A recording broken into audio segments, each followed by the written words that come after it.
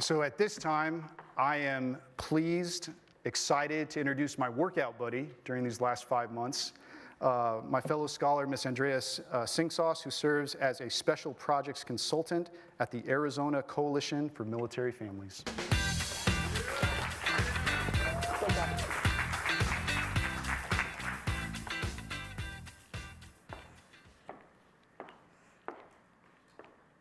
I believe that I found my purpose while I was pursuing my passion. This is a photo that I took in May of this year, after arguably one of the highlights of my professional career thus far. I had just gotten done delivering a keynote speech to over 230 military spouses dedicated to working and growing that lived around the globe. My job that day was to inspire and empower an incredibly powerful group. It's truly amazing, and it was definitely a gift. What was interesting, that impact, what made this day so impactful, it happened not while I was on the stage. It happened after I took this photo, when I went back inside to prepare for a breakout session. I had a spouse pull me aside in the hallway, and that's when all the real magic happens when you're a speaker, honestly, is you get to hear people's stories after you share your stories with them. And the short story that was shared with me was from a woman named Paula. Paula had been a military spouse for over 20 years. She served and supported, alongside her spouse, numerous overseas assignments. And in January, she shared with me that she had taken the time to sit down and write out letters. Write a letter to her sister-in-law, her spouse, her husband, her kids, her best friend. Paula intended to end her life. She intended to die by suicide. That wasn't a story that I was ready to hear. That wasn't a story that I had been impacted by before. But since then, I have heard story after story, sharing little bits of my journey and sharing Paula's story along my way as I advocate. What's interesting is Paula's not alone. In 2021, 114 military spouses died by suicide.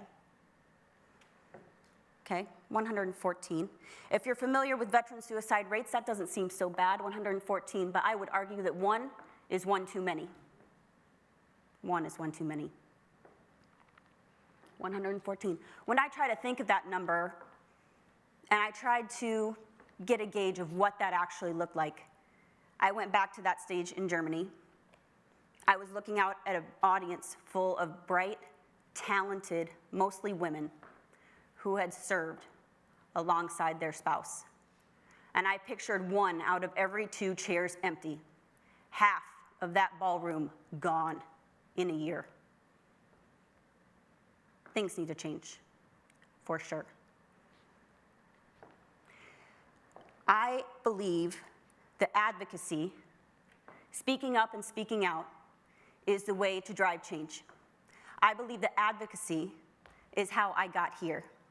And I believe that's why I'm the person that should be sharing this message and that should be sharing these stories with others, because this is the community that advocates alongside me, that rolls up their sleeves to find creative solutions, and that has supported me when I've needed support.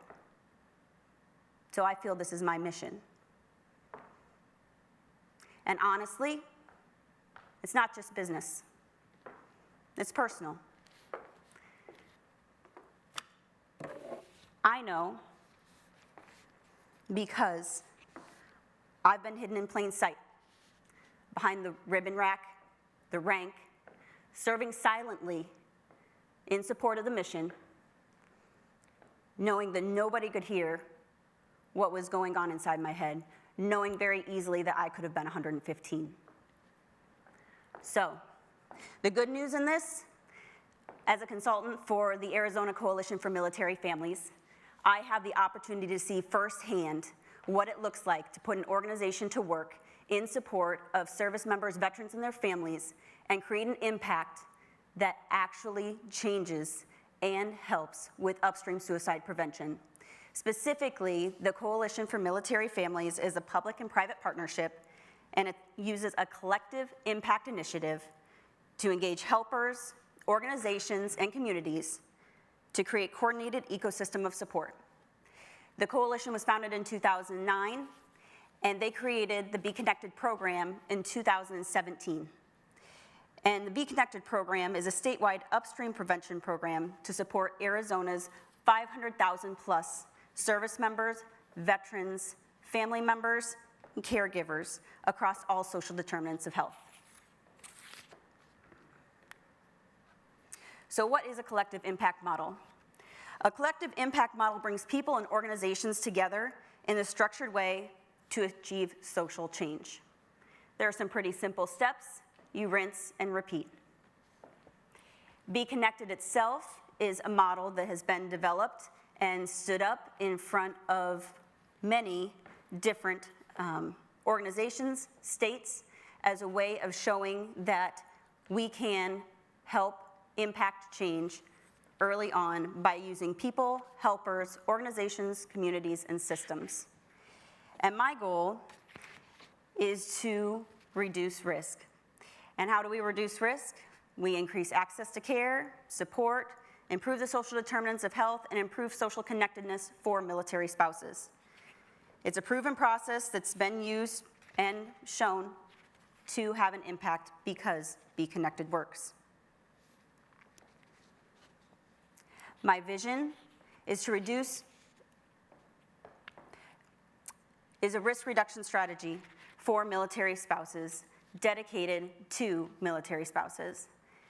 Expand existing programming that the coalition offers, namely their Coaching into Connection program.